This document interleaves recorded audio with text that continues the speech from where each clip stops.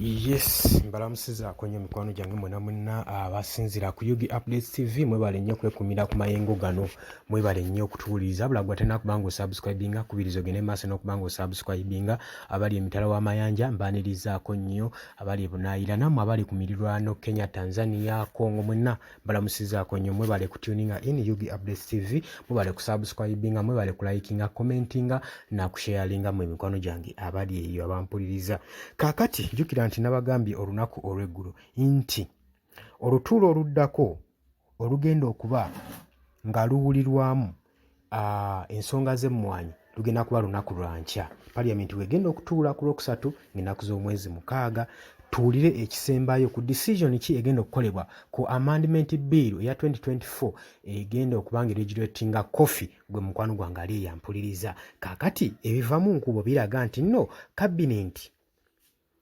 Cabinet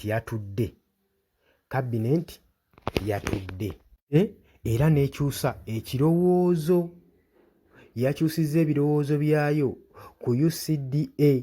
Kino nno nagambye kiggwayo Uganda Coffee Development Authority yatudde ku ngeri eno ey'okutranslatingamu mu masekkati g'aba opposition MPs abalinga okuopozinga ebbiiru eno okubanga tegenda mu maaso. Kati Cabinet yakyusizza ebirowoozo byayo. Jjukira nti nno ba MPs aba opposition n'abo abamu abali mu NRM naddala bali mu Buganda ensonga eno tebagisapootinze. Bagamba nti bo bali ku pressure etagambika. Pressure gye baliko y'amaanyi nnyo okuva eri mu constituency zaabwe ze batwala eri abalimi abo bye batwala.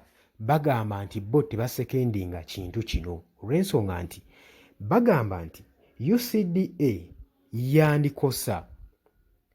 yandikosa plan n'enkulaakulana ey'emmwanyi mu ggwanga singa baba bagigasse mu Minister of Agriculture. Boye concerns yaabwe. Jjukira nti nno twawulidde olunaku olw'eggulo President Yoweri Kaguta Museveni agenda kubanga asinkana ba MPs bonna abali mu NRM wakubasinkana saako n'abo abali mu Buganda basobole okubanga badisikasingamu alabe konsaani yaabwe ku nsonga eno ey'okuteekawo bbiiru ku mmwanyi. Jjukira nti nno bbiiru eno yabadde epulanningibwa okubanga mu myaka 3 egijja mu maaso ekubanga eteekebwawo, naye kaakati Cabinet weetudde kiraze nti nno bakyusizza ebirowoozo okubanga bateeka bbiiru eno okubanga egenda kubanga erulinga emyaka 3 egijja.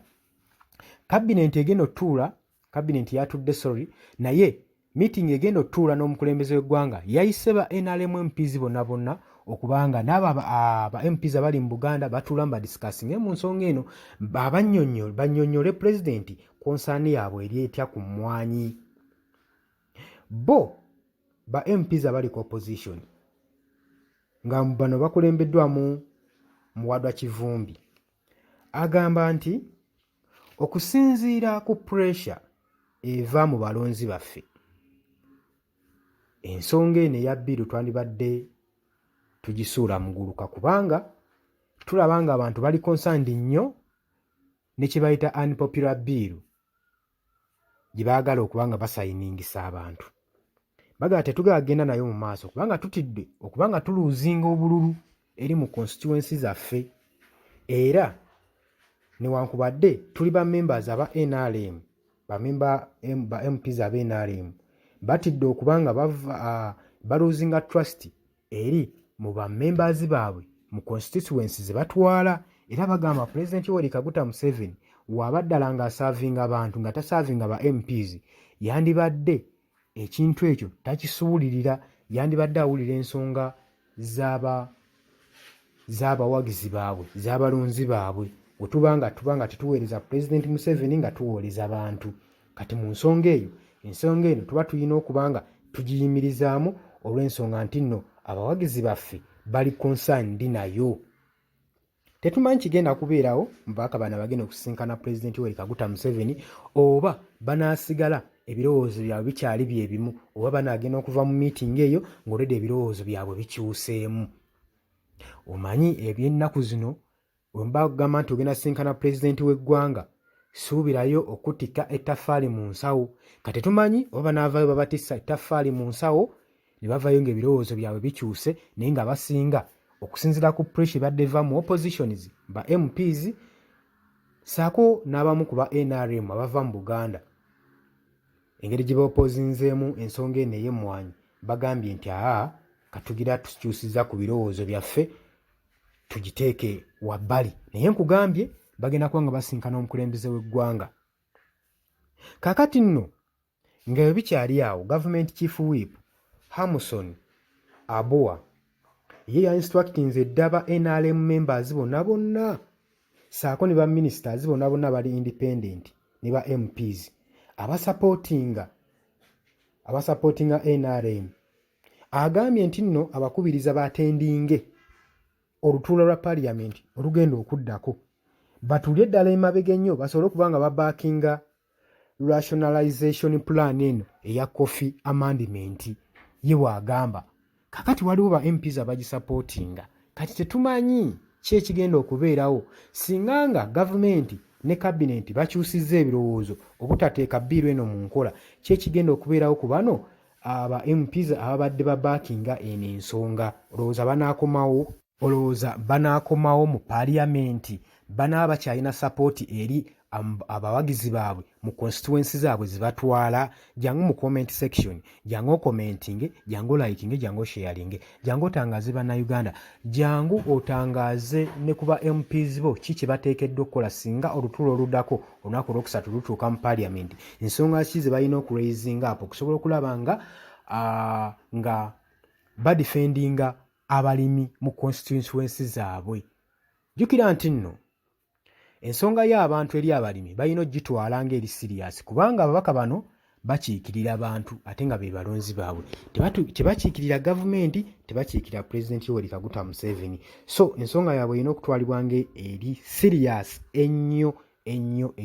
Kati ndowooza olaba katemba waali awo. Jjukira eno bagenda kwatendinga meeting nga Pulezidenti we yabayise banywemu kacyayi badisikasinge ku nsonga nga babuuza buzibu ki waki temusakendinga bbiiru eno. Kati ate eno emabega ku sayidi eno waliyo abalonzi abali mu constituency ezo ze batwala nabo bataddeko pressure babagamba kemugeza ne musupportinga ne musekendinga bbiiru eno temugenda kudda mu parliament mu lutuulo oluddako mu 2026. Kakati pressure n'obunkenke buli awo. Kiteebereza nti nno kintu olabanga ekyokusaaga naye kitaddewo division, kitaddewo enjawukanya masekkati gaba NRM ng'ekibiina saako ne ba MPs olw'okubanga abamu tebasakendinga bbiiru eno. Kakati Pulezidenti Yoweri Kaguta Museveni alina okukola ekisoboka okulaba nga unitinga bamembers bonna aba NRM abali mu pate ye okubanga tebaawukana, kubanga kigambibwa nti eno bbiiru okuva yaleetebwa ereeseewo enjawukanya mu parties ez'enjawulo naye naddala mu pati eya NRM okubanga omukulembeze agisekendinga esobole okuba nga re-rationalization eno plan eyisibwa, naye ng'ababaka bandiyagadde ogiyisa olw'ensonga nti ensonga eno eriko akawuga akawera naye ate bamembers eri abalonzi baabwe mu constituency zaabwe tebawagira nsonga eno. Kati nabo bataddeko akazito babatadde ku nninga. Kati golowooza ki ekigenda okubeerawo, ki ekigenda osalwawo? Kubanga ne gye buvuddeko jjo emabega Pulezidenti Yoweri Kaguta Museveni tujjukira bulungi nnyo nga yafulumya ekiwandiiko ekirabula abo bonna ababaka abali mu kibiina kya NRM nga we batasekendinga ensonga eno we bataagiwagire mu kalulu ka 2026 tagenda kubakombya ku kaadi banoonye ekibiina ekirala mwe bajjira. Tebajja kugirako NRM bonna abatawagira ensonga eno. Kati ate ekyo ng'okitadde ku bbali n'abalonzi mu constituency bagamba kasita munaasakendinga kasita kanaabatanda ne muwagira amendment bill eno neeyisibwa era mu kitwale nti no mu parliament temugenda kukomawo kubanga ffe n'ensonga tugirabanga egenda okudestroyingawo Uganda Coffee Development Authority. So ensonga eyo bwete bwerigwe muganda wange. So nkusaba ojje mu comment section otangaze bannaggwanga kikyolaba kikye bandikoze kyekigenda mu maaso. Ensonga eno waaki ekalubye nnyo kyekiri emabega w'ensonga eno. Mbategeeza nti nno mbaagala nnyo mwebale kwekumira ku Yugi Updates TV. Towerabira ku